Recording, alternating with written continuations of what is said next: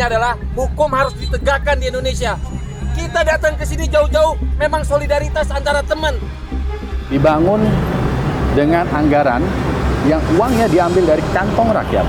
Namun sayangnya, aksi unjuk rasa kemarin diwarnai oleh perusakan sejumlah fasilitas umum. Kepada pihak kepolisian dan TNI, saya perintahkan untuk mengambil tindakan yang setegas-tegasnya.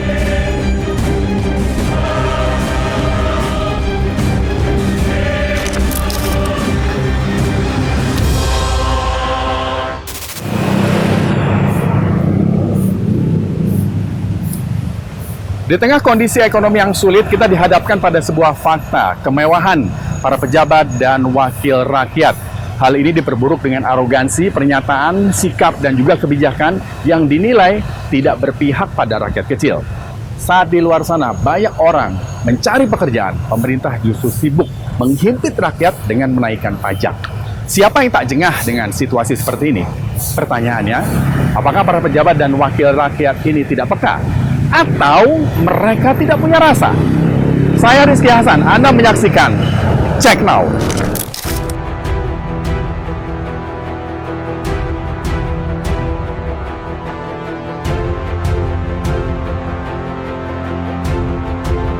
Mental manusia yang begitu adalah mental orang tertolol sedunia. Catat nih.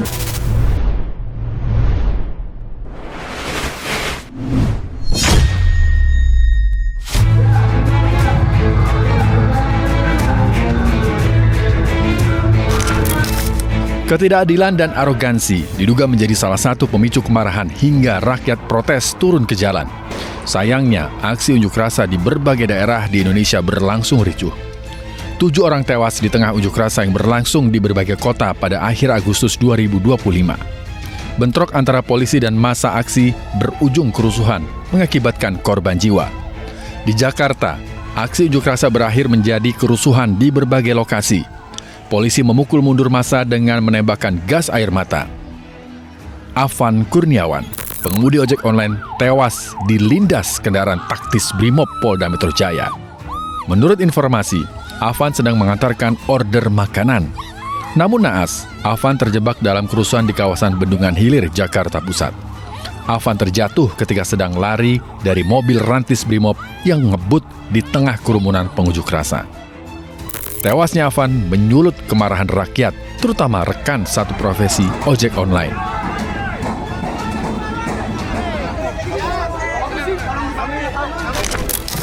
Waktu sudah menunjukkan hampir jam 6 sore. Nah, di sini sudah ada dari rekan-rekan pengemudi ojek online yang sudah berkumpul di sini dan nampaknya sudah berkumpul dari siang tadi. Bang, izin Bang, saya mau nanya-nanya Bang. Abang, dengan Bang siapa Bang? Saya biasa dipanggil Opa Dedi. Opa Dedi, baik. Ya. Opa Dedi, sudah dari jam berapa di sini? Jam 1 tadi habis Jumatan udah meluncur di sini. Cuman kita tarik mundur, balik lagi, depan lagi. Oh, oke, baik. Ini kira-kira berapa banyak pengemudi ojek online yang datang ke sini ikut mendukung? Hampir sejabodetabek kalau saya pikir. Hampir sejabodetabek. Hampir sejabodetabek turun semua. Baik. Bang, aspirasinya, suara yang ingin Abang sampaikan itu apa di sini? Transparansi hukumnya yang pasti ya. Kita akan kawal terus sampai memang benar si pelaku memang udah dihukum berat begitu. Jadi tidak langsung bebas begitu ya kan. Kan polisi sudah menetapkan ada 7 orang Bang ya? Ada 7 orang. Nah, apa itu belum cukup Bang untuk ya sudah 7 orang udah jadi tersangka gitu? Iya, itu kami rasa belum ya. Maksudnya ditambah lagi ya memang harus reformasi hukumnya kita ya. Gitu ya kan, seenaknya aja sama rakyat kecil kayak kami gitu kan. Itu kan udah jelas-jelas si korban memang udah di tengah jalan. Kenapa harus se-ekstrim itu? Oh, baik. Oke. Tadi Abang bilang reformasi hukum. Ada apa dengan hukum kita Bang di negara ini? Iya, udah banyak cacatnya menurut saya ya, karena iya betul kurang transparansi, terus kebijakan-kebijakan yang memang berpihak kepada penguasa. Intinya adalah hukum harus ditegakkan di Indonesia. Kita datang ke sini jauh-jauh memang solidaritas antara teman, antara solidaritas roda 2 dan roda 4. Saya dari roda 4-nya. Tapi kita datang ke sini hanya satu Bang, tuntutannya adalah keadilan dari KM 50, kasus Mirna dan kasus-kasus yang lain. Tidak ada keadilan Bang.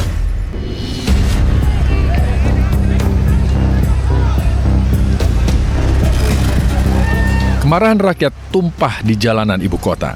Jakarta sempat mencekam. Beberapa fasilitas umum dibakar oleh sekelompok orang. Korban pun berjatuhan. Presiden Prabowo Subianto akhirnya angkat bicara terkait aksi demonstrasi yang semakin memanas dan berujung anarkis di beberapa daerah. Usai berdialog dengan para ketua umum partai politik dan pimpinan lembaga negara, Prabowo mengumumkan pembatalan kenaikan tunjangan DPR RI yang memicu aksi. DPR juga sepakat mencabut sejumlah kebijakan, termasuk moratorium kunjungan kerja ke luar negeri. Prabowo menegaskan, pemerintah tetap menghormati aspirasi rakyat, namun menolak tindakan anarkis. Presiden memerintahkan TNI Polri menindak tegas pelaku perusakan dan penjarahan. Kepada pihak kepolisian dan TNI, saya perintahkan untuk mengambil tindakan yang setegas-tegasnya terhadap segala macam bentuk pengerusakan fasilitas umum, penjarahan terhadap rumah individu ataupun tempat-tempat umum atau sentra-sentra ekonomi, sesuai dengan hukum yang berlaku.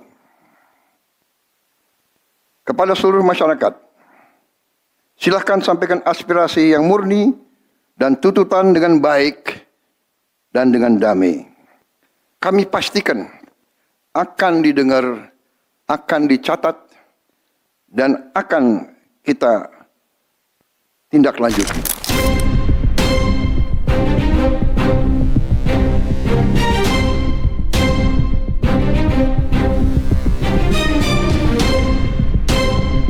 Buntut kerusuhan di Jakarta menelan kerugian lebih dari 50 miliar rupiah. Setidaknya ada 7 halte Transjakarta yang dibakar. Padahal fasilitas umum ini merupakan penunjang mobilitas warga. Aksi perusakan ini tentu tak bisa ditolerir di tengah perjuangan melawan arogansi. Ya, halte Transjakarta di Simpang Senen ini adalah satu dari 7 halte Transjakarta yang dirusak. Sayang sekali, perjuangan melawan arogansi justru diwarnai dengan pengerusakan sejumlah fasilitas umum, salah satunya halte Transjakarta. Silakan berbeda pendapat, tapi tanpa melakukan pengerusakan. Silakan juga berbeda pendapat tanpa melakukan kekerasan. Halte Transjakarta di Simpang Senen ini menjadi saksi kebrutalan kelompok yang tak bertanggung jawab. Halte ini hangus dan menyisakan kerusakan sangat parah. Halte Transjakarta ini dibangun dengan anggaran yang uangnya diambil dari kantong rakyat. Namun sayangnya, aksi unjuk rasa kemarin diwarnai oleh perusakan sejumlah fasilitas umum. Aksi perusakan tersebut tentu mendelegitimasi perjuangan melawan arogansi.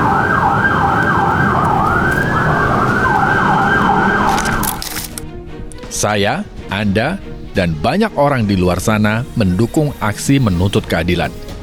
Menyuarakan keadilan seharusnya dilakukan dengan cara-cara yang bermartabat. Tapi yang terjadi, aksi diduga telah disusupi kelompok provokator yang ingin merusak perjuangan mahasiswa, buruh, pengemudi ojol, dan rakyat. Provokator ini hanya ingin meluapkan kegembiraan dengan cara tak elok. Mereka merusak dan menjarah. Itu bukan orang-orang sini kan pasti ya? Orang ini pada nontonin aja. Ya nggak berani juga ya? Iya. Tapi nggak ada yang jagain, Bu. Maksudnya dari polisi, tentara, nggak ada yang jagain. Tahu saya tutup di dalam aja. Iya. Tapi bener sih, orang-orangnya pakai baju-baju hitam gitu ya. Iya. Tapi bener Pak, tadi saya bilang ya bukan orang sini kan ya? Kalau di sini tidak. Kita udah steril. Kan kalau secara psikologi orang sini nggak akan berani. Iya, kan tetangga. Tapi nggak ada polisi ya?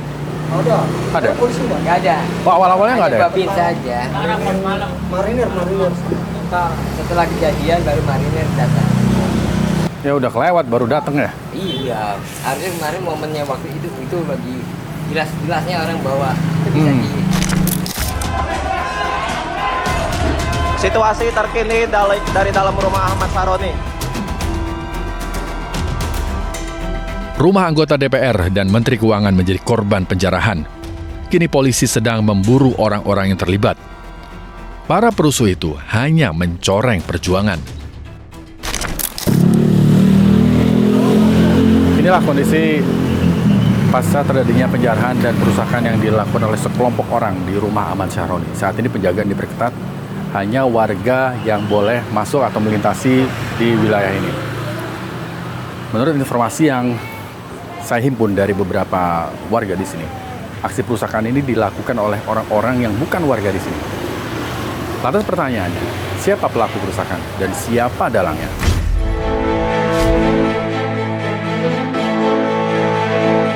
Gelombang unjuk rasa di Jakarta dan berbagai daerah bukan sekedar soal tunjangan DPR, tapi cermin dari kekecewaan rakyat yang sudah lama dipendam.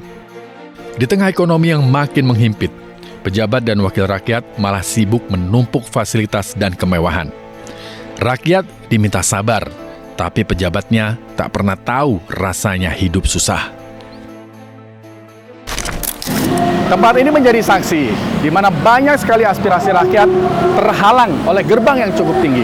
Dan di dalam sana, di dalam gedung rakyat, para anggota DPR menikmati tunjangan yang dianggap mewah, sementara rakyat terhimpit dengan kondisi ekonomi yang sulit.